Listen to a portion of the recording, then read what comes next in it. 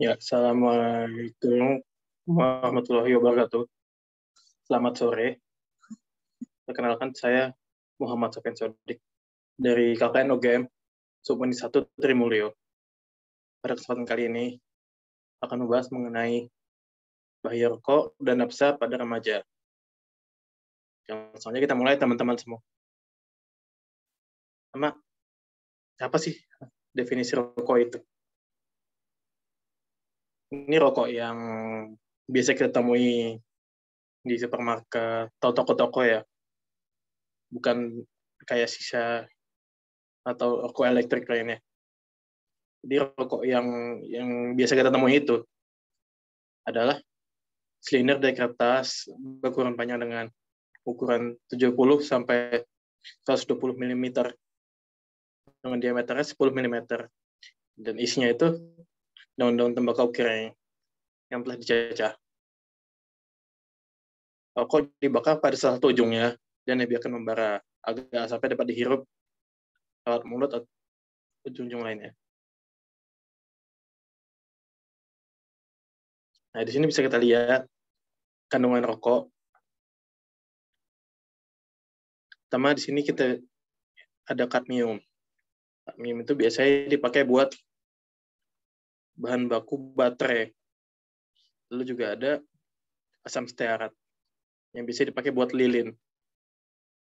Lalu juga ada nikotin yang biasa dipakai sebagai insektisida atau sebagai pembunuh hama maksudnya. Lalu juga ada amonia. Amonia biasanya dipakai buat membersih toilet. Juga ada metanol. Metanol ini biasanya untuk bahan bakar roket. Lalu di sini juga ada karbon monoksida. Karbon monoksida biasanya merupakan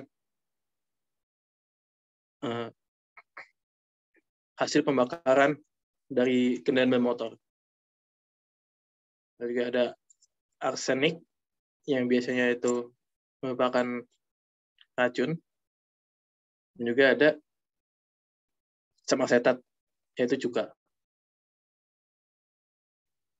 Nah, di sini saya akan membahas 4 saja zat-zat yang berbahaya pada rokok. Yang pertama yang paling sering dibahas yaitu nikotin. Nikotin ini bisa meracuni saraf tubuh, bisa juga meningkatkan tekanan darah, penyempitan pembuluh darah tepi, dan juga menyebabkan ketagihan. Untuk bisa menyebabkan ketagihan, nikotin yang dibutuhkan itu hanya 4-6 mg. Sedangkan dalam satu batang rokok memiliki kadar nikotin untuk di Indonesia yaitu 17 mg per batang. Untuk di negara-negara lain seperti Amerika hanya 8-10 mg. Berarti sudah bisa menyebabkan ketagihan pada orang dewasa. Dan yang kedua di sini ada timah hitam atau PBI. Timah hitam ini yang dihasilkan oleh rokok biasanya itu 0,5 mikrogram. Timbal hitam bisa berbahaya untuk tubuh jika mencapai 20 gram per hari. Dan jika seseorang merokok hingga 20 batang,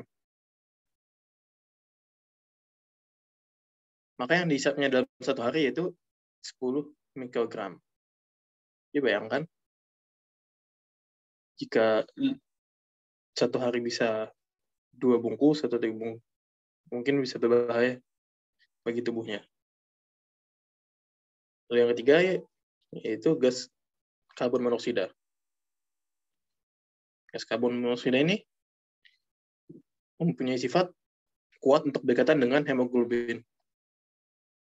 Jadi dia nanti akan bersaing dengan oksigen untuk bisa berkaitan dengan hemoglobin.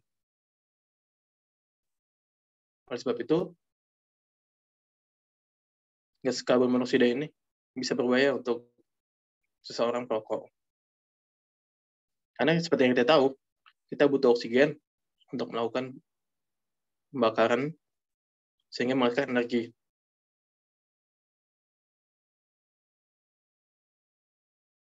Oke, lanjut. Jadi yang keempat itu ada tar. Tar ini merupakan kumpulan dari senyawa-senyawa ya. Dan inilah yang paling dominan dalam menyebabkan kanker dari rokok. Karena dia bersifat karsinogen. Jadi, tar itu awalnya masuk ke dalam tubuh perokok lewat rokok yang sudah dinyalakan. Jadi tarnya sudah berbentuk asap, setelah dibakar di rokok, masuk ke dalam tubuh, lalu keluar. Tapi yang kita tahu, asap rokok yang masuk tidak semuanya bisa 100% dikeluarkan kembali. Pasti masih ada yang bersisa di paru-paru atau dalam saluran pernafasan. Nah, yang bersisa ini nantinya akan membentuk endapan berwarna coklat di saluran pernafasan, dan bukan gigi. Makanya biasanya pada perokok, biasanya giginya ada coklat-coklat atau bibirnya ada coklat atau kehitaman. Nah, nantinya tadi, endapan yang tertinggal tadi, itu nanti bisa memicu kanker. Oleh sebab itu, tar ini bersifat karsinogen. Nah, selain dalam bidang kesehatan, rokok ini juga bisa berbahaya dari bidang-bidang lainnya, sama dari ekonomi. Ya karena rokok itu mungkin murah untuk sebagian orang, tapi belum tentu murah untuk sebagian orang lain. Dan jika dihitung-hitung, dalam satu hari, misalnya menghabiskan 20.000 untuk rokok, maka dalam sebulan, dia akan habis 600.000. Ya mungkin saja 600.000 itu bisa dipakai untuk hal yang lainnya. Jadi, rokok ini tidak bagus untuk perkembangan ekonomi seseorang. Yang kedua, yaitu dalam bidang sosial. Tentu saja, jika kita merokok di suatu tempat terbuka, dan di sekitar kita ada yang tidak merokok, tentunya pasti akan merasa risih. Sehingga nantinya mungkin dijauhi oleh orang di sekitarnya. Dan yang ketiga, di bidang agama. Yang kita ketahui, tidak ada agama yang memperbolehkan kita untuk menyakiti diri sendiri. Nah, rokok itu secara tidak langsung dapat merusak tubuh kita. Oleh sebab itu, merokok itu merupakan berlawanan dengan ajaran agama. Dari statistik, 10 peringkat negara dengan jumlah rokok terbanyak, Indonesia menduduki peringkat ketiga. Yang kita lihat, Indonesia memiliki 65 juta penduduk yang merokok, atau sekitar 28% per penduduk.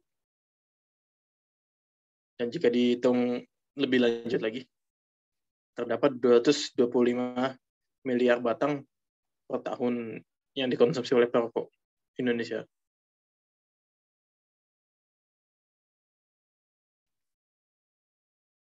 Dan dari jumlah yang banyak tadi, yang berasal dari kalangan anak-anak dan remaja, untuk yang laki-laki atau pria, ada 24%.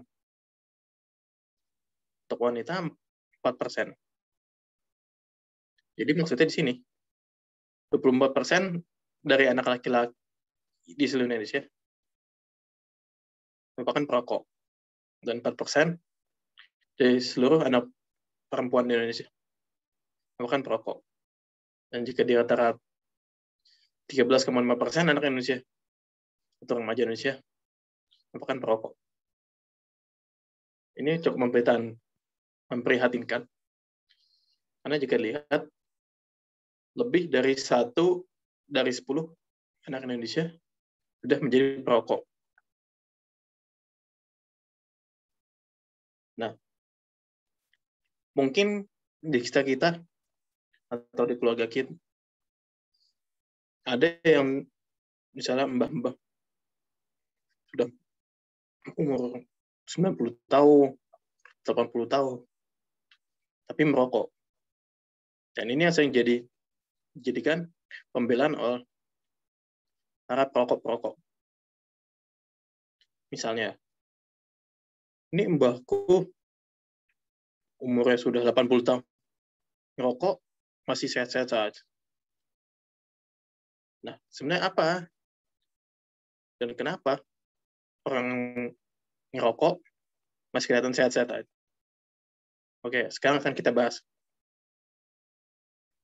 Seorang bisa sakit. Faktornya tentu saja tidak hanya merokok. Yang bisa menyebabkan orang sakit itu ada banyak hal.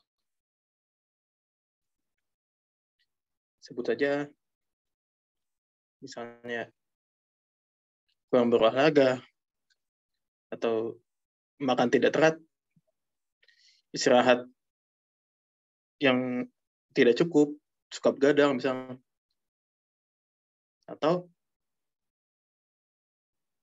kurang olahraga.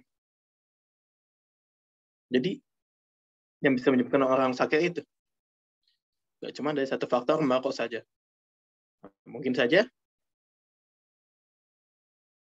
mbahnya ya, yang sudah sepuh itu merokok, tapi istirahatnya bagus, pola makannya bagus, tidak ada stres. Jadi tentu saja dia masih sehat saja gitu.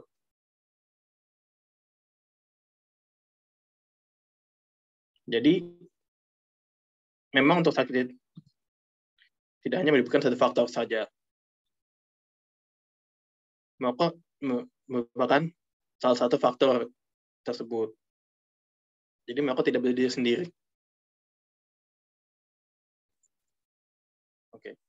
Mungkin jika di antara teman-teman semua yang udah ada merokok, saya akan membagikan tips-tips biar bisa berhenti merokok. Yang pertama, nyeruput air dingin dengan sedotan.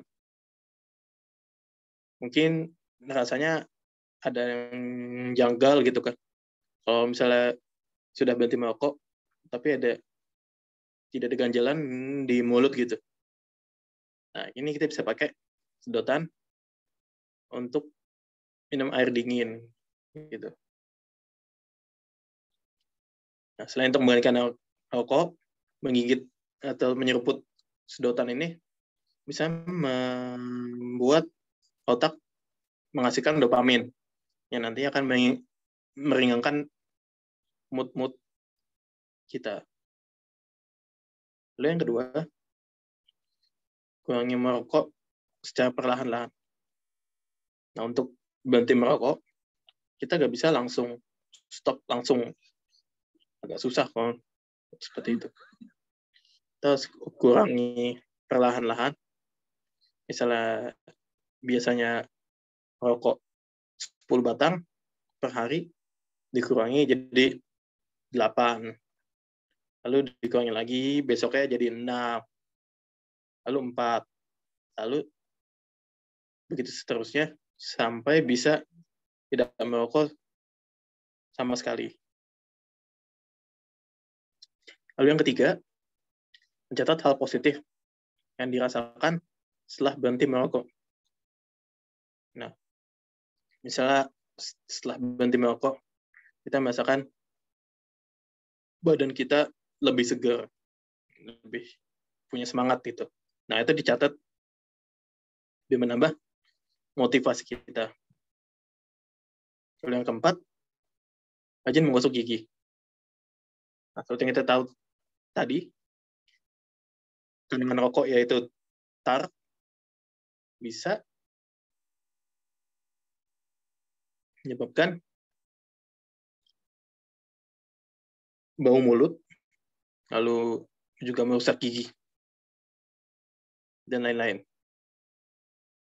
Nah, jika kita sudah rajin menggosok gigi, maka untuk merokok pasti ada hal kayak, aduh sayang nih, udah sikat gigi, udah gosok gigi, masa ngerokok gitu. Nanti bau mulutnya muncul lagi gitu. Lalu yang terakhir, olahraga teratur. Karena sudah ada banyak penelitian, olahraga teratur bisa membuat otak menghasilkan substansi yang bisa meringankan mood kita. Jadi kita merasa lebih enjoy, lebih relax, dan hal-hal positif lain. Nah, selanjutnya kita akan membahas nabza. Apa itu nabza? Jadi nabza ini merupakan singkatan, yaitu singkatan dari narkotika, psikotropika, dan bahan adiktif lainnya. Nah, nabza itu sendiri adalah bahan atau zat yang jika dimasukkan ke dalam tubuh manusia, baik secara diminum, dihirup, disuntik, nantinya dapat mengubah pikiran, suasana hati, dan perilaku seseorang. Nah, tadi salah satu nabza itu adalah narkotika. Narkotika itu sendiri adalah zat yang menyebabkan penurunan atau perubahan kesadaran, hilangnya rasa nyeri, dan juga dapat menimbulkan ketergantungan. Ini udah diatur undang-undang juga. Yang termasuk narkotika adalah opium, morfin, kokain, dan ganja. Lalu selanjutnya psikotropika. Nah, psikotropika adalah zat yang berpengaruh pada susunan saraf pusat yang dapat menyebabkan perubahan pada aktivitas mental dan perilaku. Ini juga sudah diatur oleh undang-undang. Contohnya yaitu sedatin, amfetamin, ekstasi, sabu-sabu. Zat adiktif lainnya yaitu yang berbahaya. Zat adiktif ini maksudnya adalah zat yang menimbulkan candu. Di sini contohnya adalah alkohol, lem, mungkin lem ibon, semacam itu, ada seton, dan juga ada ether. Nah, ini menurut efeknya, narkoba dibagi jadi 3. Ada depresan, ada stimulan, dan juga ada halusinogen. Depresan itu fungsinya untuk menekan sistem saraf pusat, sehingga akhirnya mengurangi aktivitas fungsional. Jadi, setelah memakai depresan, si pengguna narkoba ini masa lebih tenang. Jadi bisa lebih tidur, atau bahkan bisa tak sadarkan diri. Contohnya itu putau. Yang kedua, ada stimulan. Stimulan ini merangsang fungsi tubuh dan meningkatkan kegairahan. Jadi berkebalikan dengan depresan. Contohnya yaitu sabu-sabu dan ekstasi. Yang terakhir, halusinogen. Efek utamanya yaitu mengubah daya persepsi. Jadi mengakibatkan halusinasi. Contohnya itu ganja. Penyalahgunaannya, jadi dulu tuh sebenarnya nabza digunakan untuk pengobatan penelitian. Tapi karena adanya alasan-alasan, ada yang coba-coba, pengen ikut tren, pengen ikut gaya-gaya sosial, atau pengen melupakan persoalan, akhirnya kesini-sini disalahgunakan. Setelah disalahgunakan, akhirnya ketergantungan, lalu kecanduan. Di sini ada tingkat-tingkatannya. Penyalahgunaan, biasanya awal-awal seseorang itu hanya coba-coba. Nah, setelah coba-coba, ternyata enak nih, akhirnya dia akan digunakan untuk bersenang-senang.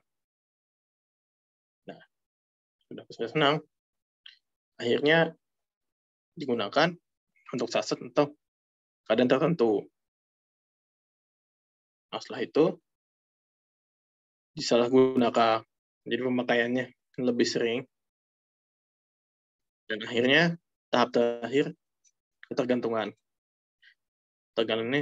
Ketergantungan ini maksudnya tidak bisa lepas dari obat ini.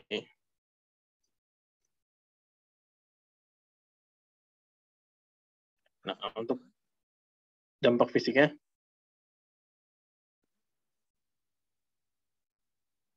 yang pertama, ada gangguan pada sistem saraf. Nah, nanti bisa menyebabkan kejang-kejang, halusinasi, atau gangguan kesadaran. Yang kedua, gangguan pada jantung dan pembuluh darah. Nanti bisa menyebabkan gangguan. Yang ketiga, gangguan pada kulit. Nanti bisa menimbulkan eksim, alergi. Yang keempat, gangguan pada paru-paru, bisa menyebabkan kesukaan bernapas, pengerasan jaringan paru-paru. Lalu yang kelima, bisa bikin sering sakit kepala, mual, muntah, suhu tubuh meningkat, dan pengecilan hati.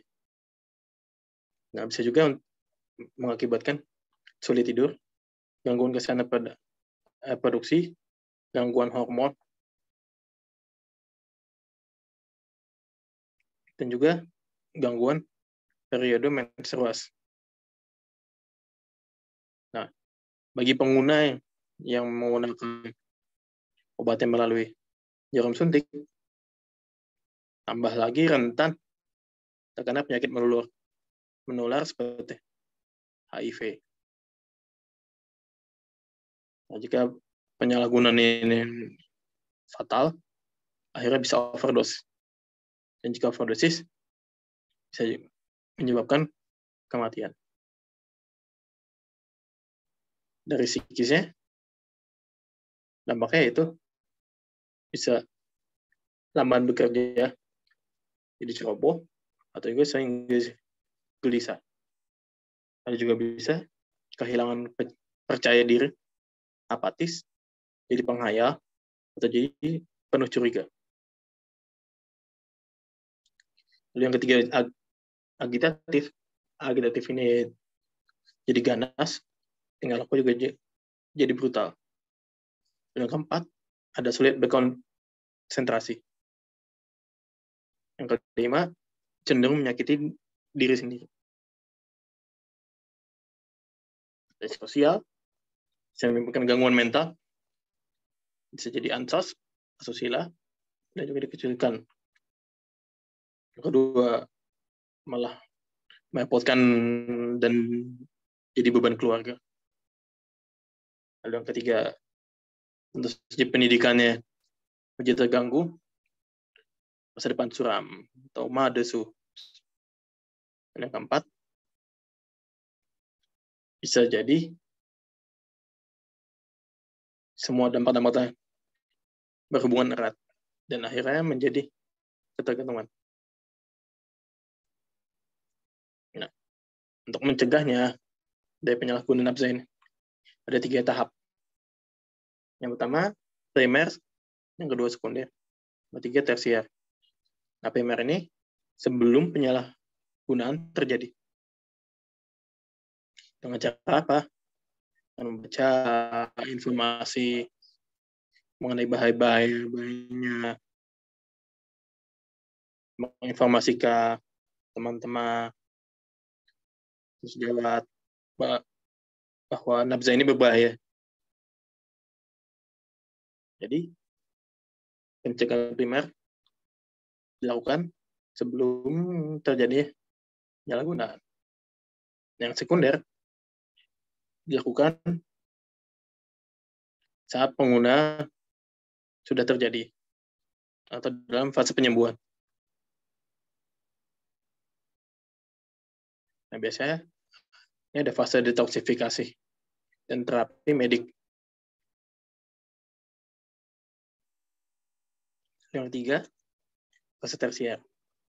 Ini setelah fase penyembuhan dipersiapkan biar pengguna itu tidak menggunakan larang dan benar-benar bisa kembali ke masyarakat. Biasanya dilakukan fase stabilisasi dan sosialisasi. Oke, terima kasih sudah menonton, sudah meluangkan waktunya untuk mendengarkan penjelasan ini. Semoga bermanfaat.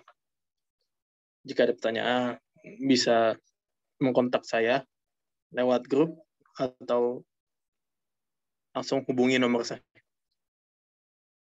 Sekian. Assalamualaikum warahmatullahi wabarakatuh. Terima kasih.